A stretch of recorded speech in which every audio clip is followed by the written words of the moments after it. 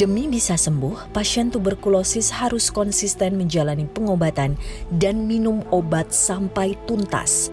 Lamanya proses pengobatan dan efek obat yang dirasakan membuat banyak dari mereka harus kehilangan pekerjaan. Seperti yang dialami Pramudi, pria yang 2 tahun terakhir berjibaku melawan bakteri tuberkulosis. Daya tahan tubuh pria 44 tahun ini kian menurun sejak menderita TBC resisten obat. Ganasnya bakteri tuberkulosis membuatnya tak bisa menjalani tanggung jawab mencari nafkah untuk keluarga. Gak bisa berbuat apa-apa, ya udah akhirnya saya takutin aja udah untuk berobat terus sampai sembuh.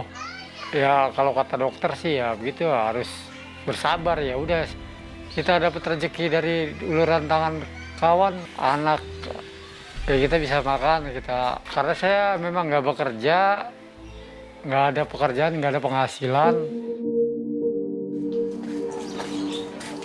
Pramudi hidup menumpang bersama dengan kelima anaknya di rumah milik keluarga.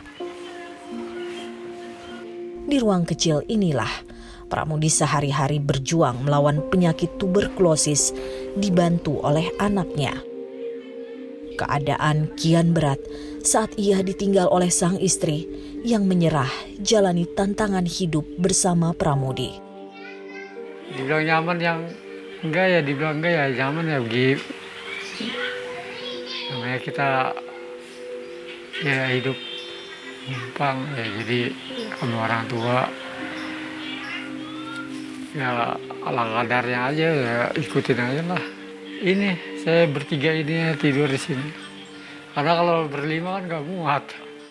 Semuanya keseluruhannya 24 orang, berikut anak kecil, bayi apa. Pramudi harus mengonsumsi obat hingga 11 butir dalam 1 kali minum setiap hari. Obat tuberkulosis yang ia konsumsi menimbulkan efek samping. Beruntung, obat yang diminum gratis karena Pramudi adalah peserta BPJS penerima bantuan iuran.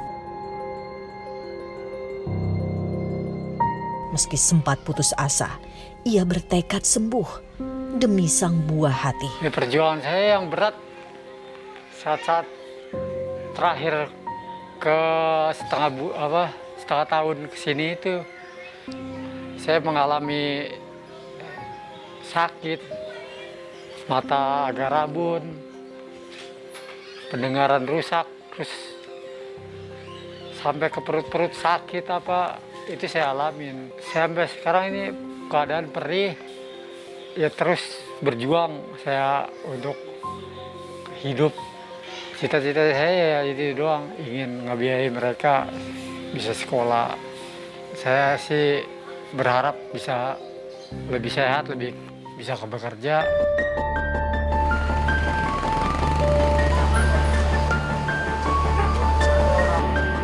Beratnya perjuangan gapai kesembuhan yang dijalani para pasien TBC tidak hanya membutuhkan dukungan keluarga. Pendamping pasien TBC turut memiliki peran besar dalam memantau proses pengobatan pasien. Namun, pandemi COVID-19 yang terjadi membuat pendamping tidak bisa bertemu para pasien setiap hari. Pendampingan terpaksa dijalani dengan cara daring. Begitu pula dalam layanan pengobatan. Ada sesi konsultasi pasien TBC dengan tenaga medis yang dilakukan via daring. Cara ini dianggap kurang efektif. Menurut saya sih kurang efektif ya Mbak. Karena pasien ini perlu penanganan secara kontak ya, kontak langsung. Karena berkaitan dengan penanganan fisik kan.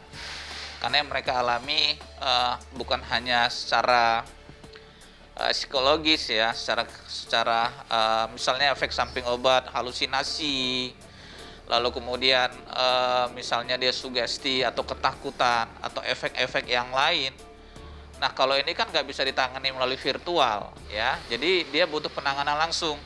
Nah mungkin kalaupun secara virtual itu mungkin terkait edukasi dan informasi saja. Mamik Agustina, mantan penderita TBC yang tergabung dalam organisasi Perkumpulan Rekat Surabaya, aktif ambil peran mendampingi pasien di tengah pandemi. Selain lewat panggilan video, ia juga melakukan pendampingan pasien secara langsung.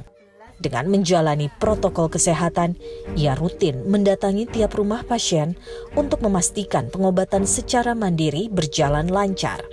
Pasien dengan usia yang sudah lanjut dan tidak bisa menggunakan teknologi komunikasi menjadi alasan bagi Mami tetap menemui pasien. Harapan pasien ya itu pengen sembuh, cuma takut ke rumah sakit gitu. Jadi kita yang jadi perantara. Udah ya Bu ya, saya tak pulang dulu ke pasien yang lain.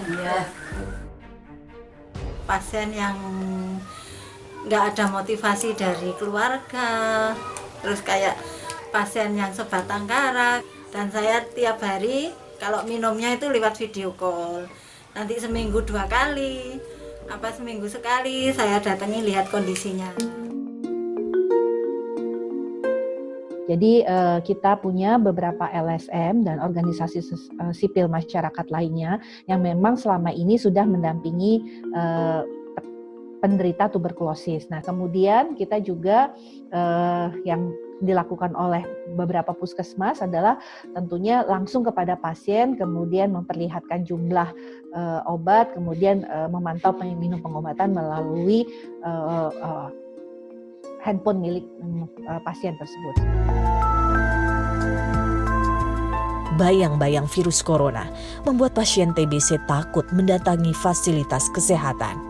Padahal, pengobatan TBC jika tidak dilakukan secara berkala dan sesuai jadwal bisa membuat pasien akan resisten terhadap obat tuberkulosis dan kondisinya akan semakin parah.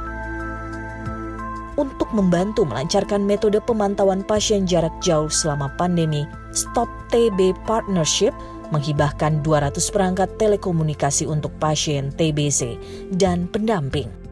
Nah, problematiknya nggak semua pasien punya smartphone gitu. Mencoba untuk mencari dana untuk membantu teman-teman itu dengan memberikan bantuan smartphone.